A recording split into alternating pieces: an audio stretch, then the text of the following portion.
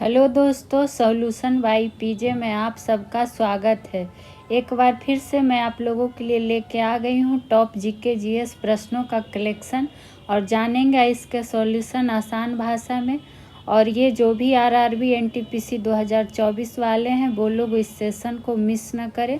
साथ ही साथ GK GS BPSC 17वीं के लिए भी है, तो आप लोग भी देख सकते हैं। बढ़ेंगे पहले प्रश्न की ओर। पाइरोलुसाइट निम्न में से किसका अयस्क है? तो किसके बारे में पूछा गया है? पाइरोलुसाइट के बारे में। तो ये जो अयस्क है ये मैग्नीज का अयस्क है, तो मैग्नीज हो जाएगा आंसर ऑप्शन नंबर ए। और वही बात कर ले कि पाइरोलुसाइट का अगर आपसे रासायनिक सूत्र पूछ ले तो ये तो इसका अयस्क जान गए कि पाइरोलुसाइट जो है किसका अयस्क है, तो मैग्नीज का अयस्क है। रासायनिक सूत्र भी पूछा जाता है तो इसका रासायनिक सूत्र होता है MnO2। क्या होता है? MnO2, तो ये भी ध्यान रखना है। वही बात आ गई ऑप्शन बी में है मैग्नीशियम, तो इसका भी अयस्क पूछ सकता है। तो इसका जो प्रमुख दो अयस्क होता है कौन कौन सा? एक डोलोमाइट, कौन माइट? डोलोमाइट, और एक दूसरा ध्यान रख सकते हैं मैग्नेसाइट, मैग्नेसाइट। ये हो जाएगा मैग्नीशियम का मुख्य अयस्क। और मैग्नीशियम को Mg से सूचित किया जाता है संकेत, और मैग्नीज को Mn से सूचित किया जाता है। वहीं तांबा की अगर बात कर लें, कॉपर, तो जब तांबा का पूछेगा कि मुख्य अयस्क कौन सा है तब कौन सा हो जाता है? क्यूप्राइट। कौन सा प्राइट? क्यूप्राइट। तो ये भी आप लोग क्या कर सकते हैं? ध्यान रख सकते हैं। यहाँ महत्वपूर्ण अयस्क का ही बात चल रहा है। तो वहीं अगर टीन की बात आ गई कि टीन का मुख्य अयस्क पूछ ले तो इसका जो मुख्य अयस्क होता है कैसीटेराइट। क्या होता है? कैसीटेराइट। तो ये चारों ऑप्शन में जो है चारों का अयस्क आपको ध्यान में रख लेना है। अगर क्यूपराइट का आप सूत्र भी ध्यान रख सकते हैं, Cu2O होता है इसका। और कैसीटेराइट का अगर बात करें तो SnO2 होता है इसका सूत्र। तो ये सब भी ध्यान रख सकते हैं। बढ़ेंगे आज के दूसरे प्रश्न की ओर। विकास हार्मोन निम्न में से किस ग्रंथि से स्रावित होता है? विकास हार्मोन का कहने का मतलब है कि जो ग्रोथ हार्मोन की बात हो रही है, इसीलिए बोलते हैं बायोलॉजी का कुछ कुछ टर्म इंग्लिश सही होता है। तो ये होता है पिट्यूटरी ग्रंथि से स्रावित, तो ऑप्शन नंबर ए हो जाएगा राइट आंसर। वहीं बात करें पिट्यूटरी ग्रंथि की, तो ये क्या होता है? मस्तिष्क के ठीक नीचे होता है और कई प्रकार का हार्मोन ये स्रावित करता है, पिट्यूटरी ग्रंथि। और पिट्यूटरी ग्रंथि से ही जो स्रावित होने वाले हार्मोन है उसी में से एक कौन सा हो जाएगा? विकास हार्मोन। यही बात करें विकास हार्मोन की तो क्या हो जाएगा? जिनका नाम विकास है वो तो ध्यान रख लेंगे कि विकास हार्मोन होता क्या है, तो 1 नंबर आपको मिल जाएगा। तो विकास हार्मोन है जो हड्डी और मांसपेशी के विकास को क्या करता है? नियंत्रित करता है। तो हो सके इसका कार्य ही कहीं पूछ दे तो हड्डियों एवं मांसपेशियों, हड्डियों एवं मांसपेशियों के क्या करता है? विकास को नियंत्रित करता है। यहाँ भी देखिए विकास आ गया, नियंत्रित करता है कौन? विकास हार्मोन। वहीं बात करें कि जिन व्यक्ति में भी विकास हार्मोन का स्राव कम होता है उसका कद क्या होता है? छोटा होता है, और उसका कद अधिक लंबा भी हो सकता है। मतलब कहने का सेंस ये हो गया कि जिसमें भी विकास हार्मोन स्राव कम होगा तो उनका कद छोटा, और जिसमें स्राव अधिक होगा तो उनका कद अधिक लंबा। तो ये एक पॉइंट नोट डाउन कर सकते हैं कि ग्रोथ में क्या हो सकता है, अगर ज़्यादा स्राव होगा हार्मोन, ज़्यादा स्राव होगा ये हार्मोन तब क्या होगा? कद लंबा होगा, अधिक लंबा होगा, अधिक लंबा होगा। और अगर कम स्राव होगा इस हार्मोन का तब क्या होगा? कद होगा जो छोटा होगा। और वही बात करें पिट्यूटरी ग्रंथि को कौन सा ग्रंथि के नाम से और जाना जाता है? ये काफ़ी बार पूछा भी गया है, तो ध्यान रखिएगा। पिट्यूटरी ग्रंथि को मास्टर ग्रंथि भी कहा जाता है। कौन सा ग्रंथि? तो मास्टर ग्रंथि। और ये प्रश्न इम्पॉर्टेंट साइंस में बन सकते हैं। अभी आपको साइंस के प्रश्न मिल रहे हैं, आगे आपको हर विषय के प्रश्न मिलते चलेंगे। मोनोन्यूक्लियोसिस किस प्रकार फैलता है, यानी कि ये एक रोग है जो पूछ लिया गया है कि किस प्रकार से फैलता है। तो ये जो फैलता है संक्रमित लार से फैलता है, या फिर संदूषित लार भी उसको कह सकते हैं। तो ऑप्शन नंबर ए हो जाएगा राइट आंसर। यहाँ देखिए संदूषित जल भी है और यहाँ संदूषित लार है, तो ऑप्शन को भी एक बार ध्यान से पढ़ के आंसर टिक करना है। तो संदूषित लार से क्या फैलता है, इसको नाम भी ध्यान रख सकते हैं, मोनोन्यूक्लियोसिस। वहीं बात करें तो ये विषाणु जनित रोग है। कैसा है, हो सके आपसे पूछ दे विषाणु से या जीवाणु से, तो ध्यान रखना है कि ये विषाणु जनित रोग है जो कि लार से तीव्र रूप से फैलता है। इसको एक और नाम से जाना जाता है, तो किस नाम से, तो किसिंग डिजीज। कौन डिजीज, तो किसिंग डिजीज के नाम से भी इसे जाना जाता है। और ये पर्याप्त मात्रा में तरल के सेवन से दूर हो जाता है, यानी कि जानते ही हैं कि अगर दूषित पानी पीजिएगा तो उससे डायरिया, टाइफाइड, पीलिया, ये सब पेट से संबंधित विभिन्न प्रकार के रोग उत्पन्न हो जाते हैं। लेकिन ये तो किससे होगा, संदूषित लार से होगा। तो बस इसमें आपको ये चीज़ ध्यान में रखना है। बढ़ेंगे चौथे प्रश्न की ओर। पॉलीथीन एक बहुलक है, इसका एकलक क्या है, ये हमसे पूछा गया है। तो पॉलीथीन का जो एकलक होता है, ये इसका एकलक होता है एथिलीन। तो एथिलीन कहाँ है, ऑप्शन नंबर ए में है एथिलीन। तो ये हो जाएगा इसका राइट आंसर। वही बात करें बहुलक का, तो ये एक बड़ा अणु होता है जिसे कि बृहत अणु भी कहते हैं, और जो लाखों छोटे छोटे इकाई अणुओं से बना होता है। वहीं बात करें अगर आपसे पूछ ले कि जो अस्टायरिन है ऑप्शन नंबर बी में, कि ये इसका जो है अस्टायरिन जो है ये किसका एकलक है, तो ये है पॉलीस्टायरीन का। किसका, पॉलीस्टायरीन का। और ये एक दो नाम फिक्स है जो बराबर पूछा जाता है। जैसे एक पॉलीथीन का हो गया तो इसका एकलक हो गया एथिलीन, उसी तरह ये अस्टायरिन है जो किसका बहुलक है यानी एकलक है, तो ये जो एकलक है पॉलीस्टायरीन का है।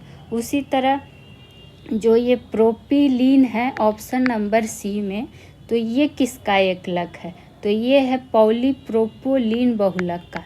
ये सब नाम थोड़ा कठिन है तो नोट डाउन करके ही याद कर सकते हैं रिवीजन करके। तो पॉलीप्रोपोलीन बहुलक का एकलक हो जाएगा प्रोपिलीन। इसका तो देखिए क्वेश्चन में ही आंसर छुपा हुआ है।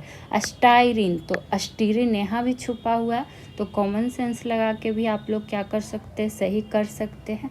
बढ़ेंगे आज के 5वें प्रश्न की ओर। और 5वें प्रश्न पे जाने से पहले आप लोग से रिक्वेस्ट रहेगा कि अगर वीडियो अच्छा लगता है तो लाइक शेयर ज़रूर करें और चैनल को सब्सक्राइब भी करें, बेल आइकन पर भी क्लिक कर लें। बढ़ेंगे 5वें नंबर पे। संयुक्त राज्य अमेरिका के जॉर्जिया राज्य ने किस माह को हिंदू विरासत माह घोषित किया। करेंट अफेयर का क्वेश्चन है, तो काफ़ी इम्पोर्टेंट होता है हर एग्ज़ाम में करेंट अफेयर। तो ये जॉर्जिया राज्य ने किस महीने को कर दिया है हिंदू विरासत माह घोषित, अक्टूबर महीने को।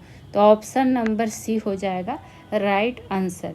तो इस पे 2 पॉइंट ध्यान रख सकते हैं। पहले तो कहाँ, तो संयुक्त राज्य अमेरिका का। कौन सा राज्य, तो जॉर्जिया राज्य। और किस महीने को, तो अक्टूबर को। कौन सा चीज़, तो हिंदू विरासत माह। देख लीजिए एक ही प्रश्न में कितने सारे और भी प्रश्न जुड़े हुए हैं। बढ़ेंगे अगले प्रश्न की ओर जो कि होगा हमारा 6ठा नंबर प्रश्न। आदित्य L1 अंतरिक्ष मिशन कब लॉन्च होगा। ये तो लॉन्च हो चुका है, लॉन्च हुआ, कर लीजिए इसको, चूँकि ये 2023 की ही घटना है और ये इम्पोर्टेंट प्रश्नों में से एक है। आपको ये प्रश्न दिख सकते हैं एग्जाम में। तो ये अंतरिक्ष मिशन जो आदित्य L1 था ये कब लॉन्च किया गया, तो 2 सितंबर 2023 को। तो ऑप्शन नंबर बी हो जाएगा राइट आंसर। चूँकि आदित्य L1 मिशन जो है सूर्य का अध्ययन करने वाला पहला भारतीय अंतरिक्ष मिशन है। तो इसलिए ये इम्पोर्टेंट बनता है। चूँकि कोई भी चीज़ पहला होता है तो ये लिख सकते हैं कि आदित्य L1 जो है सूर्य का अध्ययन करने वाला, सूर्य का अध्ययन करने वाला क्या है, पहला भारतीय अंतरिक्ष मिशन है। ये आप ध्यान रख सकते हैं। चंद्रयान 3 हो गया, आदित्य L1 हो गया, ये सब से क्वेश्चन आपको एग्जाम में दिखेंगे ज़रूर। चूँकि साइंस और टेक का भी क्वेश्चन हो जाता है और आपके लिए करेंट अफेयर से भी इम्पॉर्टेंट हो जाता है। बढ़ेंगे अगले प्रश्न की ओर, जो कि होगा 7वां नंबर प्रश्न। नेताओं के नाम दलों का मिलान करें। यानी एक तरफ नेता का नाम दे दिया है और दूसरी तरफ क्या है, इसका दल का नाम है और मिलान करना है कि इसमें कौन किससे संबंधित है। तो पहला है ए में क्या है, S.A. डागे, नाम सुने हैं। तो S.A. डागे जो व्यक्ति थे वो किस पार्टी से संबंधित या किस दल से, तो ये हो जाएंगे भारतीय कम्युनिस्ट पार्टी से। तो इस तरह से लिख देते हैं, ए के सामने क्या हो जाएगा, चौथा नंबर इसका हो जाएगा। वहीं बात करेंगे श्यामा प्रसाद मुखर्जी का, तो ये भारतीय जनसंघ से संबंधित थे, यानी कि एक हो जाएगा भारतीय जनसंघ। मीनू मसानी, ऑप्शन सी है मीनू मसानी, ये किस पार्टी से, तो ये स्वतंत्र पार्टी से, तो 2 हो जाएगा। और अब रह गया लास्ट कौन, अशोक मेहता, तो ये हो जाएंगे प्रजा सोशलिस्ट पार्टी, यानी कि 3 नंबर हो जाएगा। तो ये इसका मिलान हो गया। वहीं अगर पूछता है कि भारतीय जनसंघ का गठन कब हुआ था, तो इसका भारतीय जनसंघ का गठन की अगर बात कर ले तो 1951 में हुआ था और श्यामा प्रसाद मुखर्जी इसके संस्थापक अध्यक्ष थे, ये ध्यान रख सकते हैं। वहीं स्वतंत्र पार्टी की अगर बात कर ले तो ये कब अस्तित्व में आई थी, ये 1959 में आई थी, जिसमें किससे संबंधित है, तो मीनू मसानी से संबंधित है। और इसका क्या पूछता है, अशोक मेहता का, तो 1959 से लेके 1963 तक प्रजा सोशलिस्ट पार्टी के अध्यक्ष थे। तो ये इम्पोर्टेंट हो सकता है ये प्रश्न, इसको नोट डाउन जरूर करिएगा। बढ़ेंगे 8वें नंबर प्रश्न की ओर, और देख ही रहे हैं आपको सारे विषय के प्रश्न जीके जीएस शामिल किए जाते हैं, वो भी इम्पोर्टेंट प्रश्न, तो आप लोग सेशन को मिस ना करें। केंद्र सरकार की समग्र शिक्षा अभियान की शुरुआत किस वर्ष से हुई, ये पूछा गया है हमसे कि समग्र शिक्षा अभियान की शुरुआत किस वर्ष से हुई थी, तो ये हुई थी 2018 से। तो ऑप्शन नंबर बी हो जाएगा राइट आंसर। वहीं बात करें, यह समग्र शिक्षा जो अभियान है ये प्री स्कूल से लेकर 12वीं कक्षा तक स्कूली शिक्षा क्षेत्र के लिए क्या है, एक व्यापक कार्यक्रम है और इसका उद्देश्य ही है कि स्कूली शिक्षा के सभी स्तर पर एक समान और गुणवत्तापूर्ण शिक्षा प्रदान करना है, समग्र शिक्षा अभियान। लेकिन अगर वही पूछे कि केंद्र सरकार द्वारा समग्र शिक्षा अभियान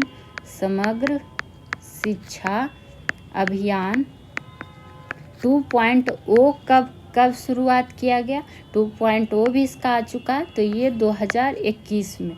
तो ये पहला वाला भी ध्यान रखना है कि केंद्र सरकार की समग्र शिक्षा अभियान की शुरुआत 2018 में, लेकिन समग्र शिक्षा अभियान 2.0 की शुरुआत 2021 में। ठीक, बढ़ेंगे 9वें प्रश्न की ओर। मेघालय भारत का कौन सा क्रम का राज्य है, तो कुछ राज्य का पूछा जाता है तो ध्यान रख लेना है। ये भारत का 21वां राज्य बना था, कैमा राज्य बना था, 21वां, कौन, तो मेघालय। तो ऑप्शन डी हो गया इसका राइट आंसर। अब और क्या जान सकते हैं, चूँकि ये पूर्वोत्तर क्षेत्र पुनर्गठन अधिनियम 1971 के तहत 1971 के द्वारा मेघालय को भारत का 21वां राज्य बनाया गया, जो कि 21 जनवरी 1972 से क्या हुआ था, प्रभावित हुआ था। और वही मिजोरम का, मेघालय मिजोरम में बहुत लोग कंफ्यूज हो जाते हैं, दिमाग से निकल जाता है कि किसके बारे में पूछ रहा है। तो मिजोरम की अगर बात करें तो ये 23वां राज्य बना था, और कब, तो 1986 में बना था। और 1986 में ही कौन सा बना था एक और, अरुणाचल प्रदेश भी, लेकिन ये 24वां था। तो कुछ कुछ राज्य का पूछ लिया जाता है, बाकी इसके पहले और भी राज्य का हम बता चुके हैं। बढ़ेंगे 10वें नंबर प्रश्न की ओर। और आप लोग रेगुलर सेशन अटेंड किया कीजिए, तभी आपको हेल्प होगा। जब पूरा देखिएगा ही नहीं, रिवीजन ही नहीं कर पाइएगा, तो एग्ज़ाम में कैसे बनेगा क्वेश्चन। इसलिए रेगुलर होना बहुत ज़रूरी है। आएंगे 10 नंबर प्रश्न पे। कौन संविधान संशोधन अधिनियम भारत बांग्लादेश भूमि हस्तांतरण से संबंधित है? और ऐसे प्रश्न इम्पॉर्टेंट होते हैं, चाहे आप कोई भी एग्ज़ाम दीजिए, बीपीएससी 17वीं देने वाले हों या फिर आरआरबी का देने वाले हों, जीके जीएस का प्रश्न चेंज नहीं होगा। बीपीएससी में यही होगा कि बिहार से प्रश्न रहते हैं, और केंद्र सरकार वाला में है कि आपको हर विषय का पूछा जाएगा। लेकिन जो जीके जीएस हिस्ट्री है, बायोलॉजी है, केमिस्ट्री है, तो ये सब तो सेम ही रहता है। तो ये कौन सा हो जाएगा? ये हो जाएगा 100वां संविधान संशोधन अधिनियम 2015, जो कि भारत बांग्लादेश भूमि स्थानांतरण से संबंधित है। और बांग्लादेश हाल ही फिलहाल करंट का मुद्दा है, तो ये पॉलिटी के रूप में भी आपको क्वेश्चन मिल सकता है, इसलिए इसको ध्यान रखना। वहीं बात करें कि जो 100वां संविधान संशोधन अधिनियम का तात्कालिक राष्ट्रपति थे, उस टाइम वो प्रणब मुखर्जी द्वारा प्रदान किया गया था। तो ये भी ध्यान रखना है कि किनके द्वारा प्रदान किया गया था, तो राष्ट्रपति प्रणब मुखर्जी के द्वारा। ठीक। और 100वां संविधान संशोधन अधिनियम द्वारा 1974 का जो भूमि सीमा समझौता था और 2011 का जो प्रोटोकॉल था, उसका भी पालन किया गया था। वहीं बात करें अगर 101वां जो है 2016 वाला, कि 101वां 2016, तो इस संशोधन अधिनियम के तहत जीएसटी लागू करने के लिए बनाया गया था। जीएसटी लागू करने के लिए 101वां 2016 में बनाया गया था। और जो 102वां संविधान संशोधन अधिनियम जो कि 2018, तो ये पिछड़े वर्गों के राष्ट्रीय आयोग की संवैधानिक दर्जा दिया गया। तो इसमें भी लिख सकते हैं कि पिछड़े वर्गों के राष्ट्रीय आयोग को क्या किया गया? संवैधानिक दर्जा दिया गया। संवैधानिक दर्जा दिया गया। बढ़ेंगे 11वें प्रश्न की ओर। अगर आपको पीडीएफ चाहिए तो टेलीग्राम ग्रुप पे जुड़ सकते हैं, वहाँ इसका पीडीएफ भी प्रोवाइड किया जाता है। भारत के पंचवर्षीय योजना के इतिहास में कौन सी पंचवर्षीय योजना अंतिम थी, हमसे पूछा गया है। और पंचवर्षीय योजना हम आपको टॉपिक वाइज डिटेल में पूरा पढ़ा चुके हैं, 12 पंचवर्षीय योजना। तो आप लोग वीडियो जाके देख सकते हैं, प्लेलिस्ट बना हुआ है। तो ये 12वीं पंचवर्षीय योजना थी। कौन सी? तो 12वीं। तो बस इसमें ये ध्यान रख लीजिएगा कि अंतिम कौन थी। तो जाहिर सी बात है 12 था, तो 12वीं ही अंतिम होगी, जिसकी अवधि थी 2012 से 2017। हो सके अवधि ही पूछ दे, तो अवधि भी ध्यान रख लेना है। चूँकि वर्ष 2014 में जब केंद्र में भाजपा का सरकार आया, फिर वर्ष 2015 में नीति आयोग का स्थापना हो गया। उसके बाद है जो कि 12वीं पंचवर्षीय योजना की क्या हो गई थी, चर्चा कम हो गई थी। ठीक, तो ये आपको ध्यान में रख लेना है। अब बढ़ेंगे अगले प्रश्न की ओर, जो कि होगा हमारा 12वां नंबर प्रश्न। पीएम ग्राम सड़क योजना किस वर्ष शुरू हुआ? यानी कि प्रधानमंत्री ग्राम सड़क योजना जो है किस वर्ष शुरू हुआ है? तो ये जो शुरू हुआ है 2000 ईस्वी में। तो कहाँ है? ऑप्शन नंबर ए होगा राइट आंसर। चूँकि ग्रामीण क्षेत्र में यातायात के साधन को सशक्त बनाने के लिए भारत सरकार ने 2000 ईस्वी में क्या किया? प्रधानमंत्री ग्राम सड़क योजना शुरू किया था, जिसको इस तरह से भी लिख दिया जाता है PMGSY। तो इस तरह शॉर्टकट ध्यान में रख सकते हैं।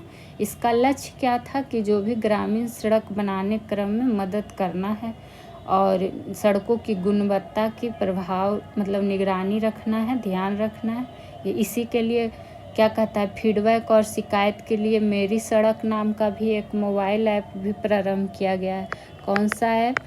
कि अगर आपको उस सड़क से संबंधित कुछ शिकायत है, फीडबैक देना है, तो उसके लिए एक ऐप लाया गया था, मेरी सड़क। तो ये भी पूछ सकता है, तो दोनों रूप से आपको ध्यान में रखना है। बढ़ेंगे 13वें नंबर की ओर, और यकीन मानिए आपके लिए एकदम टॉप प्रश्नों का ही कलेक्शन लाया जाता है, और इससे जो संबंधित बिंदु आपको बताया जाता है वो आपके लिए ज़्यादा इम्पॉर्टेंट होता है। एग्ज़ाम में आपको क्वेश्चन दिखेंगे, और आप लोग को अच्छा लगता है वीडियो तो लाइक शेयर करना ना भूलें। जाफरवादी किस पालतू पशु का नस्ल है, ये हमसे पूछा गया है। तो जाफरवादी जो है ये किसका है? भैंस का एक नस्ल है। तो ऑप्शन नंबर बी हो जाएगा राइट आंसर। जाफरवादी ये नाम ध्यान रख लीजिएगा नस्ल का, और ये भैंस का है। और ये जाफरवादी नस्ल के जो भैंस हैं ये मुख्य रूप से पश्चिमी भारत में पाए जाते हैं। कहाँ पाए जाते हैं? तो मुख्य रूप से पश्चिमी भारत में पाए जाते हैं। जबकि काठियावाड़ का जो गिर क्षेत्र है जाफरवादी नस्ल के भैंस का क्या है? मूल क्षेत्र है। तो हो सकता है मूल क्षेत्र भी पूछ दे। तो काठियावाड़ का कौन सा हो जाएगा? गिर क्षेत्र।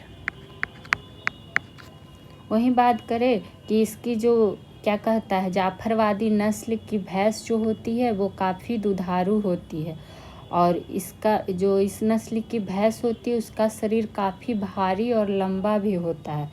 बाकी उत्तर पश्चिम भारत में मुर्रा हो गया, भदावरी हो गया, तराई हो गया, ये सब भैंस का प्रचलित नस्ल है। और भैंस का टोडा नस्ल एक पूछ लिया जाता है। टोडा जनजाति सुने हैं ना, तो उसी तरह भैंस का टोडा नस्ल होता है, और ये भी कहाँ पाया जाता है? ये तमिलनाडु के नीलगिरी पहाड़ी क्षेत्र में पाया जाता है। नीलगिरी पहाड़ी क्षेत्र में। ठीक, चलिए बढ़ेंगे आज के अगले प्रश्न की ओर, जो कि है हमारा 14 नंबर प्रश्न। कौन शहर कृष्णा नदी के तट पर स्थित है? ये हमसे पूछा गया है। तो ऑप्शन देखते, विजयवाड़ा, सांगली, नासिक, या फिर इनमें से एक से अधिक। तो जो कृष्णा नदी के तट पर शहर स्थित है, इनमें से एक हो जाएगा विजयवाड़ा और एक हो जाएगा सांगली शहर। तो ये दोनों हो गया, यानी कि ऑप्शन नंबर डी हो जाएगा एक से अधिक। वहीं बात कर लें कि विजयवाड़ा शहर किस राज्य का शहर है, ये भी तो पूछ सकता है। तो ये है आंध्र प्रदेश राज्य का एक शहर। उसी तरह सांगली शहर किस राज्य का शहर है? तो ये है महाराष्ट्र का। तो ये सब छोटा छोटा पॉइंट है, लेकिन आपको नोट डाउन करते हुए चलना है। वहीं बात करें कि महाराष्ट्र राज्य का नासिक शहर है जो गोदावरी नदी के तट पर स्थित है। यहाँ जो नासिक भी तो है, तो ये किस नदी पर तट पर है? तो गोदावरी नदी के तट पर स्थित है। ठीक, और कृष्णा नदी का अगर बात कर ले तो उद्गम स्थान भी पूछ लिया जाता है कि कृष्णा नदी का उद्गम स्थान क्या है। तो यहाँ पर लिख देते हैं, बाकी आप लोग सुन के भी नोट डाउन अच्छे से कर सकते हैं कि कृष्णा नदी का उद्गम स्थान पूछेगा तब क्या हो जाएगा? पश्चिमी घाट का कौन सा? महाबलेश्वर के निकट। महाबलेश्वर के निकट। देखिए प्रश्न आपसे घुमा के भी पूछ सकता है कि पश्चिमी घाट के महाबलेश्वर के निकट किस नदी का उद्गम स्थान है, तो इसीलिए आपको हर रूप से बताया जाता है। वहीं कृष्णा नदी का अगर मुहाना की बात कर ले तो बंगाल की खाड़ी में है, बंगाल की खाड़ी में। और कृष्णा नदी है जो प्रायद्वीपीय भारत की द्वितीय सबसे लंबी नदी है। प्रायद्वीपीय भारत की अगर पूछे द्वितीय सबसे लंबी नदी तो कृष्णा नदी। और इसी नदी पर कौन सा परियोजना है? नागार्जुन सागर परियोजना। वो आपको हम काफ़ी बार बता भी चुके हैं, लिखवा भी चुके हैं।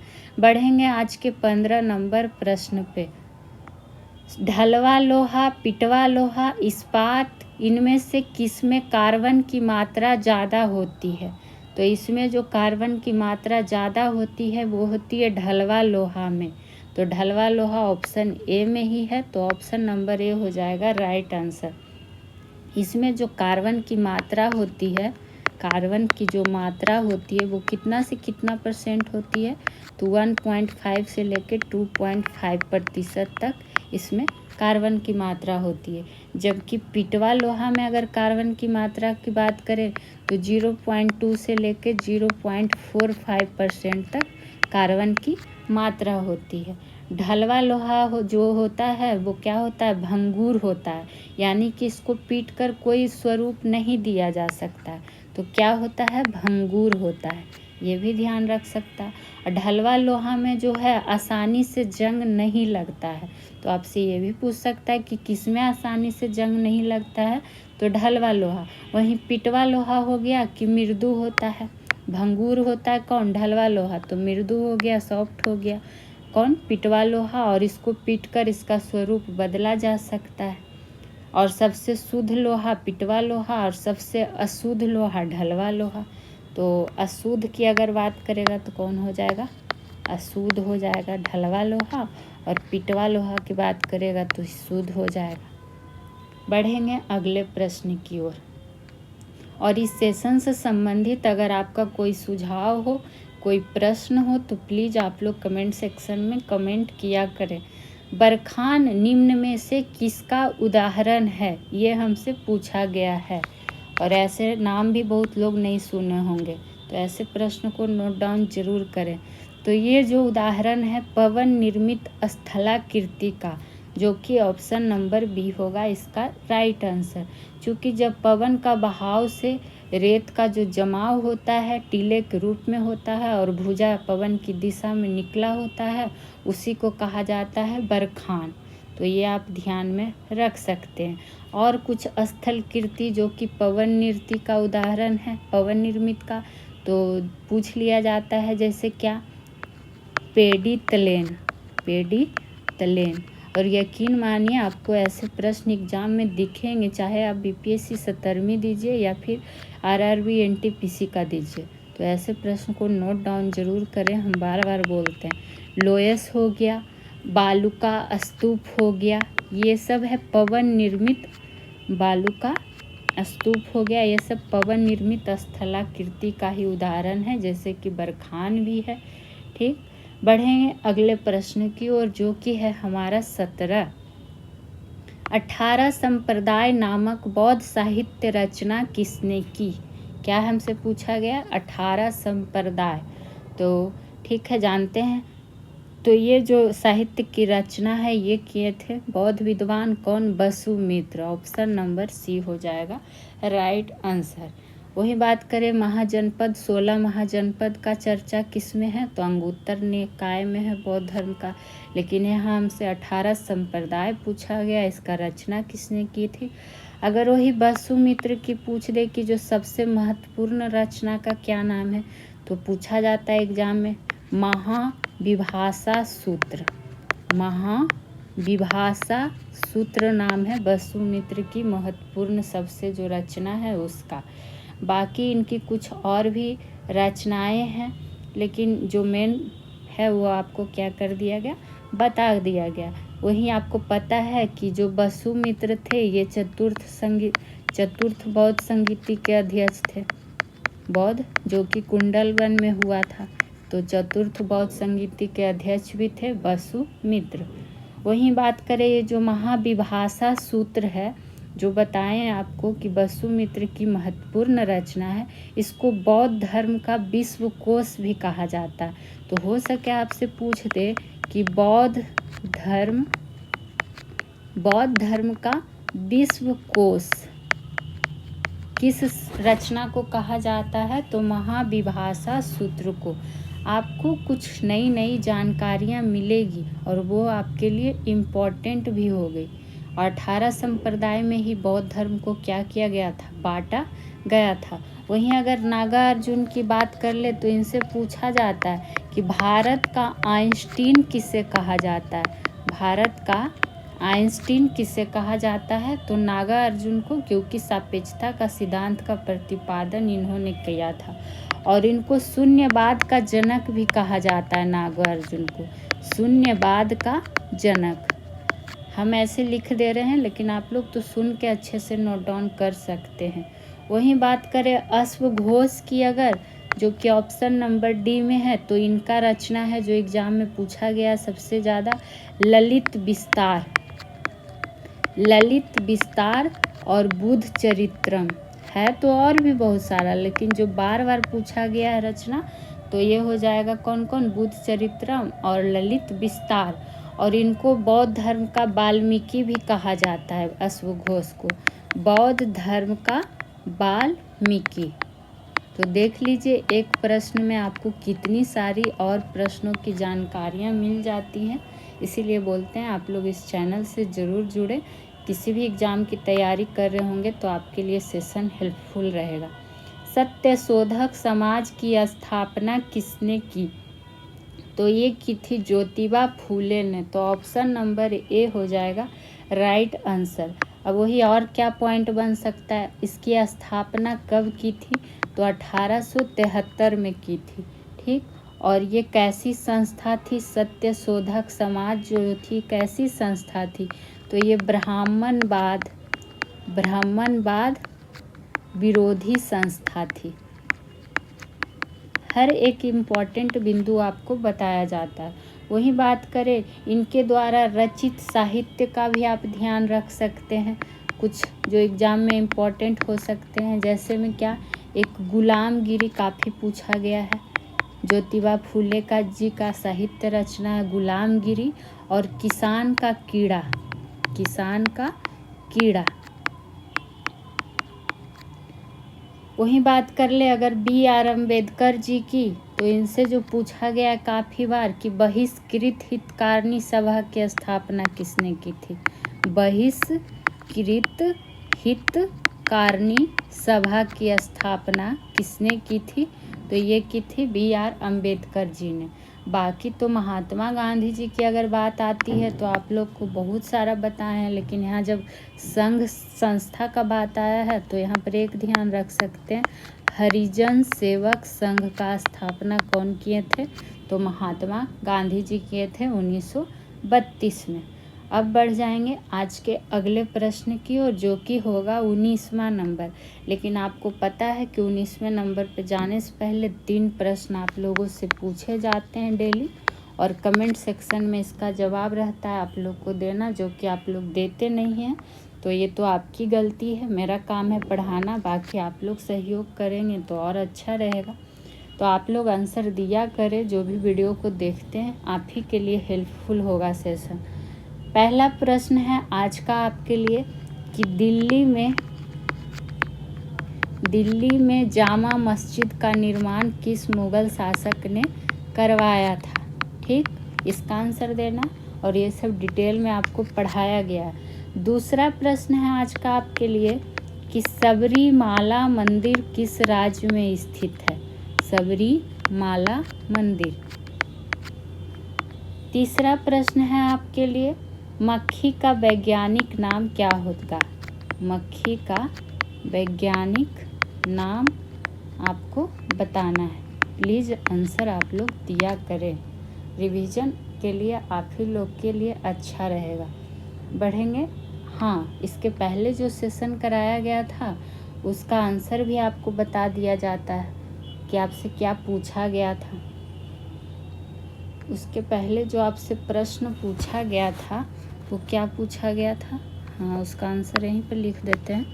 पहला प्रश्न आपसे पूछा गया था कि बिहार में स्वराज दल का गठन किसने किया था? तो श्री कृष्ण सिंह ने। दूसरा प्रश्न आपसे पूछा गया था संपूर्ण राष्ट्रगान का समय, तो 52 सेकेंड। तीसरा प्रश्न आपसे पूछा गया था मनुष्य के शरीर में पसलियों के कितने जोड़े होते हैं? तो 12 जोड़े। जो लोग आंसर देते हैं उनके लिए तो अच्छी बात है, जो लोग नहीं देते हैं प्लीज़ दिया कीजिए। अब बढ़ेंगे आज के 19वें नंबर प्रश्न की ओर, और द 10 मिनट शो भी आपके लिए शुरू किया गया है। उसमें आपको एक टॉपिक से जितने भी महत्वपूर्ण बिंदु बनते हैं वो आपको 10 मिनट के अंदर कराया जाता है, तो आप लोग वो वीडियो देखा करें। अभी मुग़ल वंश चल रहा है और उसमें आपको बाबर, हुमायूं, अकबर, जहांगीर पढ़ा दिया गया है और आगे भी चलता रहेगा। दिल्ली सल्तनत के किस राजवंश का शासन सबसे लंबी अवधि का रहा था? ये प्रश्न काफ़ी बार पूछा गया है। तो ये रहा था सबसे लंबी अवधि किसका जो रहा था? तुगलक राजवंश का। तो ऑप्शन नंबर सी हो जाएगा राइट आंसर। चूँकि बात करेंगे तुगलक दिल्ली सल्तनत की जो अवधि थी वो कब से कब तक थी? तो 1206 से लेकर 1526 ईस्वी तक थी इसकी अवधि। और इसका शासनकाल का आपको पता है कि कौन शासक कब बैठा? इसके लिए एक ट्रिक भी आपको बताया गया है कि गुलाब खिले तो क्या करो? सांस लो। ये इसका ट्रिक है जिससे गुलाम वंश ध्यान रख सकते हैं, खिलजी वंश, तुगलक वंश और सैयद वंश और क्या हो जाएगा? लोदी वंश ये हो जाएगा। वहीं बात करें कि गुलाम वंश जो था वो कब से कब तक रहा? तो 1206 से लेकर 1290 तक रहा। खिलजी वंश की अगर बात करें तो 1290 से लेकर 1320 तक रहा। तुगलक वंश की अगर वही बात कर ले तो 1320 से लेकर 1414 तक रहा, यानी कि लगभग 94 वर्ष। और उसके बाद आया था सैयद वंश जो कि 1414 से लेकर 1451 तक रहा था।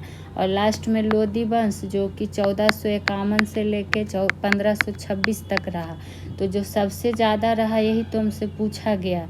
तो सबसे ज़्यादा जो रहा कौन सा हो जाएगा? तुगलक वंश, क्योंकि ये 94 वर्ष तक रहा। और जो सबसे कम समय तक, जब ज़्यादा का जान गए तो जो सबसे कम समय तक रहा था वो था खिलजी वंश जो कि 30 वर्ष तक ही रहा था। तो कम का भी ध्यान रखना है और ज़्यादा का भी ध्यान में रखना है, ठीक। और दिल्ली सल्तनत में केवल जो लोदी वंश था वो क्या था? अफगानी था। और लोदी वंश को छोड़कर जितने भी दिल्ली सल्तनत के सभी वंश के जो शासक थे वो कहाँ के थे?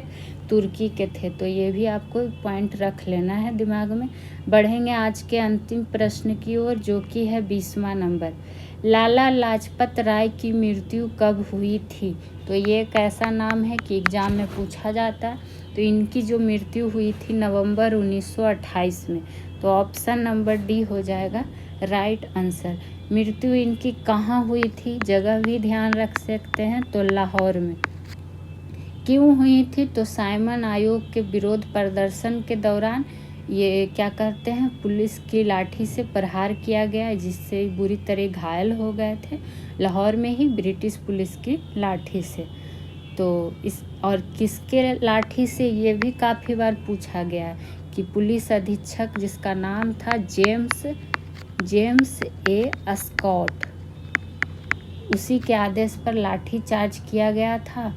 तो मतलब उसके आदेश पर लाठी चार्ज किया गया था, मतलब ये लाठी नहीं किया था, इसके आदेश पर किया गया था। तो उसी दौरान ही घायल हो गए और इनकी क्या हो गई थी?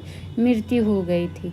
और इनका जो जन्म हुआ था कहाँ? पंजाब के मोगा ज़िले के धूती के ग्राम पर एक अग्रवाल जैन परिवार में हुआ था। इनको एक नाम से जाना जाता है, कौन सा नाम? पंजाब केसरी। पंजाब केसरी के नाम से भी इनको जाना जाता है। किनको? लाला लाजपत राय को। और इनका एक क्या कहता है पुस्तक है जो काफ़ी बार पूछा गया है, अनहैप्पी इंडिया। तो ये पुस्तक भी आपको क्या कर लेना है? ध्यान में रख लेना है। तो आज के सेशन में इतना ही, फिर मिलेंगे टॉप प्रश्नों का कलेक्शन के साथ। तो कैसा लगा सेशन आप लोग बताइएगा ज़रूर। तब तक के लिए खुश रहिए, स्वस्थ रहिए। Thank you.